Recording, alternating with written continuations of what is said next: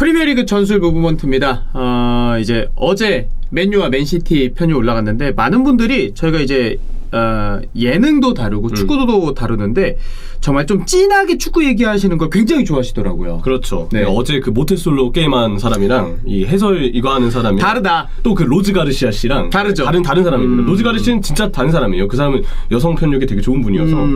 머리 스타일은 그때 그 로즈 가르시아 머리. 그분은 뒷머리가 뻗쳤어. 다른 분이에요? 다른 분이죠. 그렇군요. 그러면은 이제 리버풀의 하드팬과 함께하는 네. 투엘의 첼시를 한번 분석해 볼 건데. 지난 시즌도 좋았는데 올 시즌 리그에서 성적 부침이 아예 없었던 건 아닌데 지금 좋은 모습을 보여주고 있는데 첼시 어떤 팀인지 좀 설명을 좀 해주세요.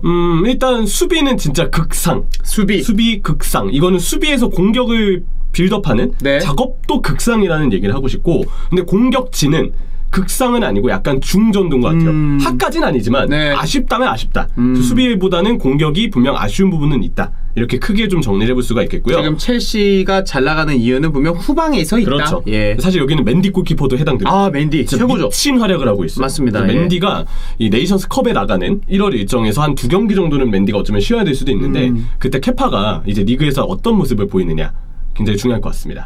잘하겠죠. 잘해야죠. 네. 요즘에 잘해야지. 괜찮았으니까. 네, 맞아요. 아무튼 이 첼시의 지금 이 공격진 네. 있어서 공격이 조금 아쉽다고 느끼는 이유는 이제 세 가지라고 보이는데 네네. 첫 번째는 이선의 부진입니다.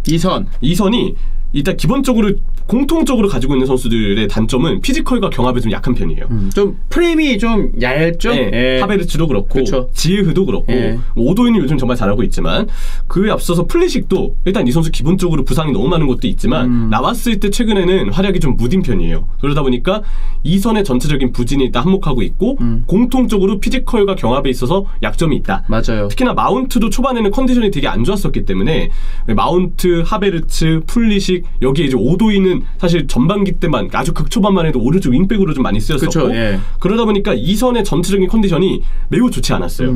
그래서 첼시의 이선에서 뭔가 만들어지는 작품들이 좀 힘이 부족했고 그러다 보니까 공격력이 좀 약화되는 현상이 나왔었죠. 이선은 부족하다. 네, 게다가 지흐는 지금도 좀 부진한 편입니다.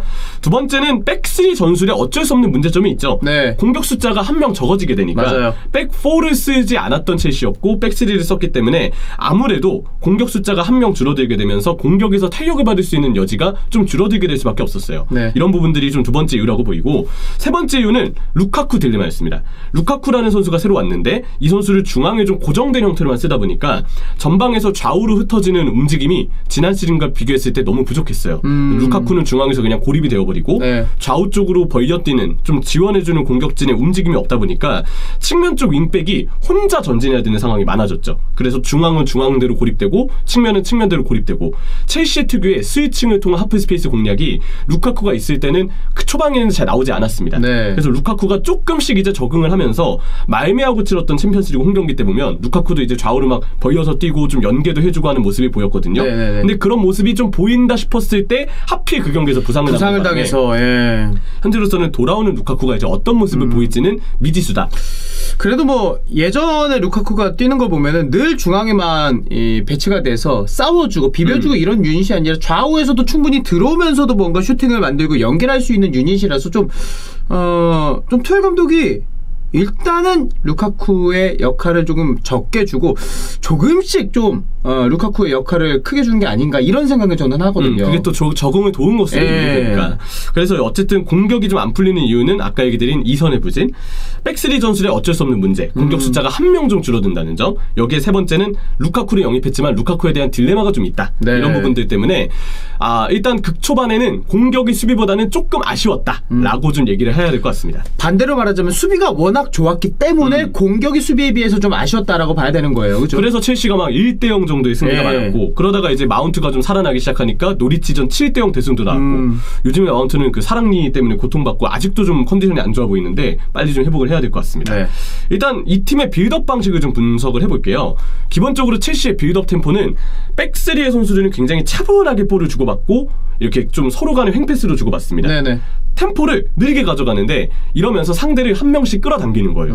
우리 압박할 거면 압박해봐라. 대신에 상대가 압박을 하러 들어오잖아요. 그러면 압박을 하러 온 선수가 비워놓고 있는 공간으로 후방의 백스리에서 아주 차분하게 전진 패스가 나갑니다. 이거는 기본적으로 첼시의 백스리가 워낙 발밑이 좋고 그렇죠. 패스 능력이 있기 때문에 그렇기 때문에 발생되는 효과라고 보시면 되겠고요. 보통 팀 포메이션이 3-4-2-1 내지는 3-5-2의 형태를 쓰게 되는데 네네. 이 포메이션 그림을 그리면 두 가지 포메이션 모두 중원의 수적 우위를 차지할 수 있는 매우 유리한 포메이션이에요. 지금 중앙 미드필드의 숫자를 많이 가져가서 이들을 통한 연계와 전방에서의 어떤 키패스 이런 부분들을 좀 기대해 볼 수가 있고 또 윙백의 전진을 많이 합니다. 그쵸. 그래서 윙백이 전진했을 때 후방의 선수들이 바로 올라가 있는 윙백에게 좌우 방향으로 대각선 롱패스를 정말 많이 뿌리죠. 아까 형철이 말대로 크리스텐센, 티아고 실바, 리디거 모두 패싱 능력을 갖추고 있고 좌우 윙백들도 전진해서 거기에서 패스를 받아줄 만한 능력이 있거든요. 그렇죠. 뭐 리스 제임스, 치렐 그 극초반에는 마르코스 알론소가 오히려 더 맞아요. 잘하는데 예. 알론소는 나왔을 때 보탬이 되는 건 높이가 워낙 좋은 선수라 롱볼 보냈을 때 왼쪽 측면 깊숙한 지점에서 공중볼 경합을 대부분 다 이겨줬어요. 벤치렐보다 알론소 쓰면은 형철이 말대로 조금 더 상대가 포백이었을 때 풀백과 붙었을 때 헤딩 경험을 이겨낼 확률이 높아서 더 깊게 때려 넣는 게 좀 있었던 것 같아요. 그렇죠. 그래서 네. 초반에는 알론소가 분명 요긴하게 쓰일 때가 있었죠. 근데 갈수록 치렐의 폼이 올라왔고 알론소는 느린 발의 단점이 더 부각이 됐고 그러니까요. 요즘에는 치렐이 오히려 더 좋은 돌파와 운반을 보여주고 있기 때문에 치렐이 좀 중용을 받고 네. 있습니다. 이 포메이션은 두 가지입니다. 3-4-2-1 내지는 3-5-2인데 3-4-2-1이 기본적인 형태죠. 네. 이 선에 한 명, 이 두 명의 공격형 미드필드 중에 한 명이 내려와서 상대를 끌어당기면 그쪽 공간에 윙백이 혹은 다른 공격진이 이 공격형 미드필드가 발생시킨 공간으로 뛰어들면서 침투하는 방식이에요. 예를 들어서 오른쪽 공미로 나와 있는 마운트가 한 번 내려오면서 상대 왼쪽 풀백을 끌어당깁니다. 그러면 왼쪽 풀백의 뒷공간으로 오른쪽 윙백, 오른쪽 윙백이죠. 네, 그죠? 윙백 혹은 중앙 공격수 아니면 반대쪽의 공격형 미드필드가 침투하면서 그 공간을 집중적으로 활용하는 모습을 보여주게 돼요. 이게 기본적인 골자라고 보시면 되고 네. 혹은 이제 스루 패스를 바탕으로 아까 얘기 드린 것처럼 3-4-2-1은 중앙 미드필드 숫자가 많기 때문에 상대가 압박을 하려고 해도 기본적으로 중원에 한 명 내지는 두 명이 항상 수적 우위를 점하게 돼요. 그렇죠. 누군가는 자유로워지는데 그 아까 얘기 드렸던 마운트가 내려왔을 때 내려오는 그 공간 발생시킨 공간으로 이 여분의 중앙 미드필드가 바로 퀵패스를 뿌려넣는 방식으로 대부분의 첼시 공격 작업이 진행이 됩니다. 그래서 이 포메이션은 중원의 수적 우위 그리고 공간을 만들어주는 공격형 미드필드의 움직임이 중요하고 이 움직임이 굉장히 잘 훈련되어 있는 팀이 첼시라고 생각이 들어요. 네. 그래서 이선 공미가 때때로는 좌우 아예 스위칭을 가져가면서 하프 스페이스 활용에 집중하는 모습을 보여주는 것도 특징이고요. 두 번째 포메이션은 3-5-2 내지는 3-4-1-2 포메이션인데 네. 이 포메이션은 투톱으로 서게 됩니다. 베르너와 루카쿠가 투톱일 때가 많고 보통 베르너가 나왔을 때는 중앙에서 본인이 측면으로 넓게 빠져서 공간을 창출하는 모습을 보여줘요. 그래서 이 넓게 빠지는 베르너 그리고 3-5이기 때문에 기본적으로 중앙 미드필드가 역삼각형 형태로 그렇죠. 서게 예. 되잖아요. 그러면 좌우 메잘라 한 명씩 그리고 그쪽 방향에 윙백 한 명씩 윙백 중앙 미드필드 그리고 벌려뛰는 베르너까지 해서 네, 이렇게 세 명이 트라이앵글을 형성합니다. 그러니까 중앙에서 삼각형도 만들어지지만 측면으로 이동을 하면서 계속 윙백 활용을 해서 삼각형을 계속 잘 만들더라고요. 그렇죠. 네. 3-4-2-1에서의 측면 트라이앵글은 공격형 미드필드가 내려오고 네. 그쪽으로 윙백과 공격수가 전진하면서 이렇게 또 트라이앵글이 형성이 되거든요. 그렇죠. 네. 근데 3-5-2 전형에서는 또 다른 형태로 트라이앵글이 측면 연계시 형성이 된다는 특징이 있고 여기에 이제 수적 우위를 원한다면 3선에 있는 뭐 조르지뉴아 같은 선수들이 갑자기 뒤에서 볼을 잡아준다든지 아니면 리디거처럼 스토퍼가 전진을 하면서 아예 수적 우위를 만들어주는 경우들이 많습니다.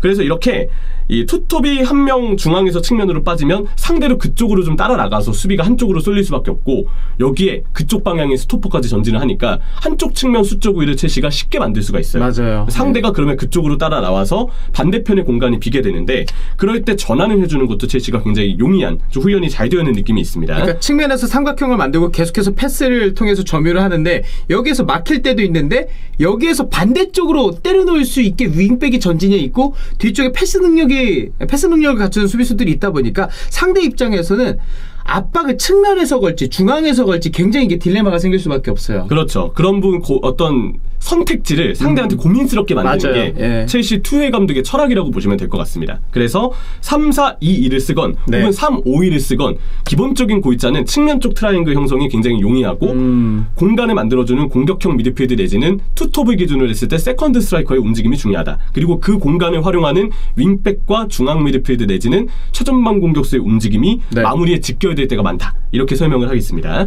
하베르츠가 요즘에는 제로투브로 나오고 있는데 네, 다 부상이라서. 네, 네. 하베르츠가 상대 센터백을 끌어당기거나 아니면 본인이 좀 좌우로 넓게 벌려서서 좌우 하프 스페이스를 침투하는 그림도 좀 많이 보여주게 되고요. 네. 근데 이제 이 첼시의 공격도 약점은 있습니다. 뭐죠?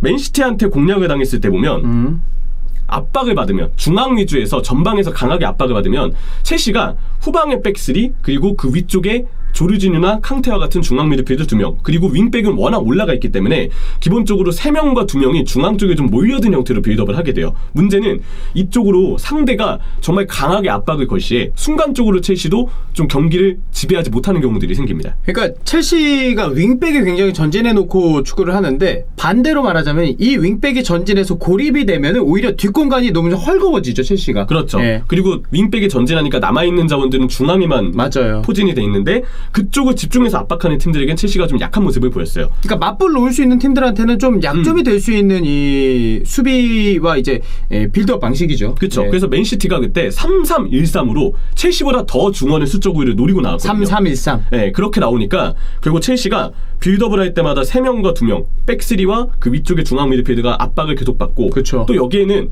조르지뉴라는 선수가 이탈리아 대표팀도 그런데 압박을 받으면 좀 불안해하죠. 조르지뉴가 이제 첼시 이적해서도 계속 좀 지적받던 부분이긴 했어요. 조르지뉴가 묶이면 아무것도 못한다. 그러다 예. 보니까 중앙 쪽에서 압박을 많이 받으니까 어쩔 수 없이 패스를 받아주러 높게 전진돼 있던 윙백이 아래쪽으로 내려오게 됩니다. 네. 그러면 첼시가 중앙에서 강한 압박을 받았을 시에 본인들이 원하는 백3를 기반으로 한 공격 전개가 아니고 백5로 눌러앉을 수밖에 없는 상황이 되거든요.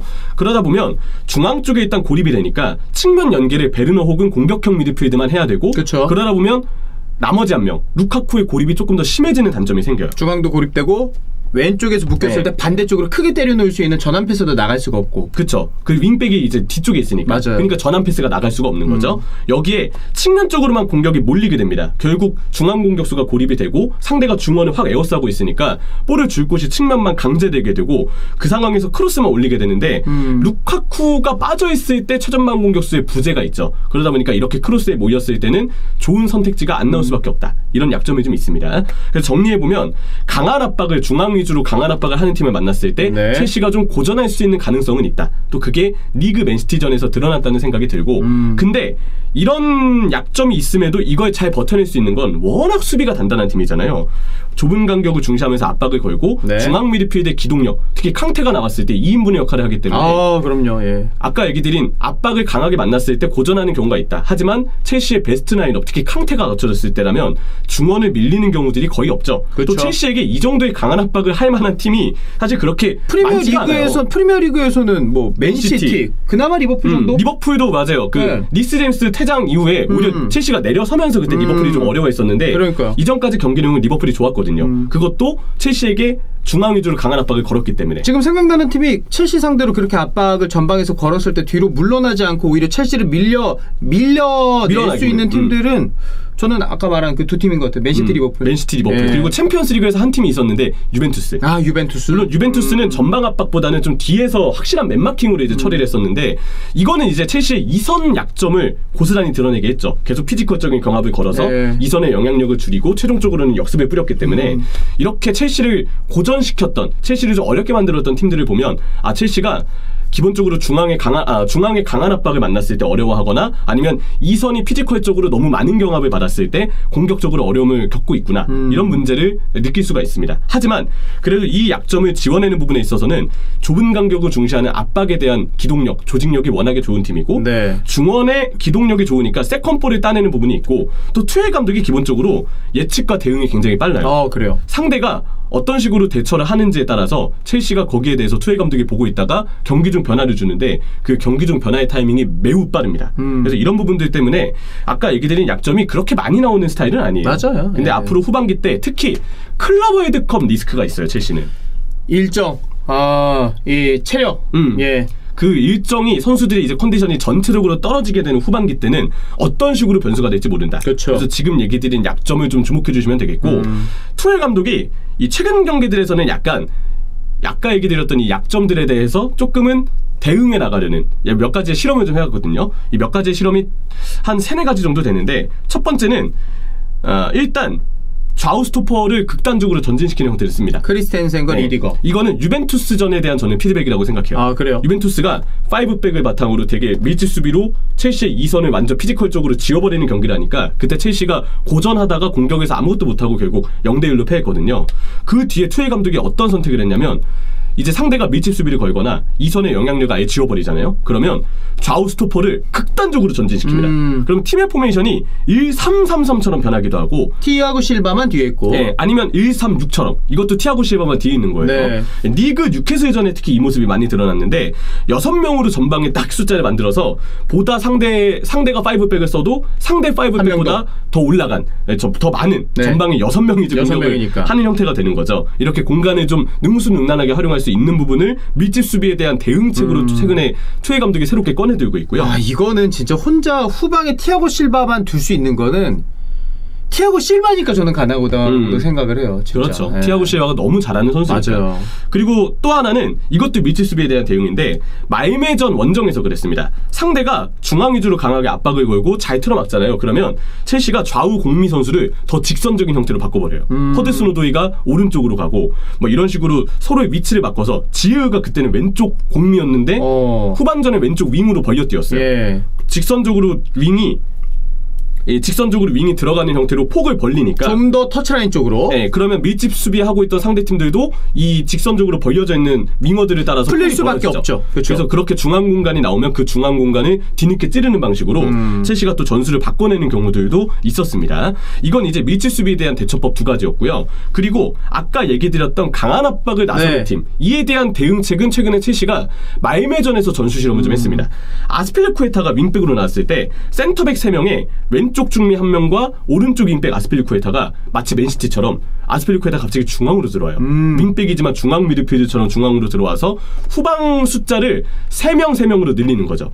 이거는 원래 3명, 2명으로 시스템이 유지됐을 때 강한 압박을 만나면 되게 어려워했기 때문에 아스필리쿠에타가 추가로 들어와서 3-3의 구조를 만드는 겁니다. 이렇게 후방 숫자를 늘려서 상대 압박을 좀 풀어나올 수 있는 숫자를 늘려나가는 방향으로 최근에 첼시가 좀 전술 실험을 했었고 네. 그리고 이제 7회까지 또 들어오면서 상대가 압박을 해도 7회이 워낙 빠르게 또 상대 진영으로 넘어갈 수 있으니까 7회이 올라가고 또 여기에 허드슨 오도이가 서로 스위칭을 잘 가져가면서 왼쪽을 바탕으로 최근에는 또 탈압박에 대한 구심점을 마련하기 시작했어요. 네. 그래서 이 강한 압박을 하는 팀들에 대해서도 아스필리쿠에타의 변칙적인 움직임이나 아니면 7회의 선발기용으로 7회가 오도의 왼쪽 라인을 바탕으로 상대 압박을 풀어나오는 경우도 많아졌다. 이렇게 첼시가 상대 압박에 대해서도 대처할 수 있는 방법들을 조금씩 보완해 나가고 있습니다. 아, 얘기 들어보니까 어제 우리가 이제 맨유 우리 솔샤르 감독의 전략 전술도 얘기했잖아요. 그리고 이제 오늘은 투회를 하는데 아, 이게 감독이구나. 근데 그치? 솔직히 예, 이게 감독이죠. 라는 생각이 좀 많이 들어서. 지금까지 얘기한 것들 크게 정리해서 그렇지 경기 중에 투엘이 전술 변화 진짜 많이 주거든요. 그거 하나하나 얘기하면 내용이 더 길어질 것 같고 맞아요. 근데 좀 큰 골자에서만 정리를 해도 투엘 감독의 어떤 철학은 이 정도로 정리가 된다. 예. 굉장히 내용이 많죠. 그 정도로 첼시가 네. 강한 이유를 말한다는 생각이 듭니다. 아니, 저도 지금 우리가 앞에 이제 시간을 체크하면서 이제 녹화 영상을 찍는데 계속 얘기를 듣고 물어보고 피드백을 해가지고 많이 찍었네요, 우리. 근데 진짜 첼시는 이 정도 얘기가 나올 수밖에 없죠. 맞아요. 저도 이제 얘기 들어보면서 그래도 첼시가 이런 쪽은 단점이 있다 이런 얘기를 해야 되는데 그것보다 저는 여기는 제일 주의해야 되는 거는 부상. 사실 지금 너무 잘 되고 있고 제로톱 써도 잘 되고 있어. 뭐 당연히 루카쿠 베르너가 동시에 나올 때가 훨씬 더 낫지만 지금 베스트 11이 너무 잘 갖춰져 있기 때문에 반대로 말하자면 여기에서 클럽 월드컵이나 뭐 다른 A매치 일정이나 이런 여러 가지 이유 때문에 부상자가 만약 나온다면 이 밸런스가 좀 깨질까봐 혹은 그쵸. 윙백들의 에너지 레벨이 굉장히 중요한 팀인데 이 에너지 레벨이 어느 순간 내려오면은 좀 위기를 맞지 않을까 이런 생각을 좀 하게 되네요. 그렇죠. 그래서 제가 보기에도 후반기 때 체력과 부상 상태가 제일 변수고 맞아요. 클럽 월드컵을 다녀온 다음에 아까 얘기드렸던 첼시의 약점들이 드러날 가능성이 있다고 생각을 합니다. 이건 네. 정말 조심을 해야 됩니다. 이렇게 첼시를 살펴봤고요. 네. 다음 팀은 어디가 될지 계속해서 좀 주목해 주시면 좋겠습니다. 뭐 준비한 마무리인가요? 그냥 네. 즉흥적으로. 네. 네, 프리미어리그 전수 무브먼트 2의 첼시 편이었습니다.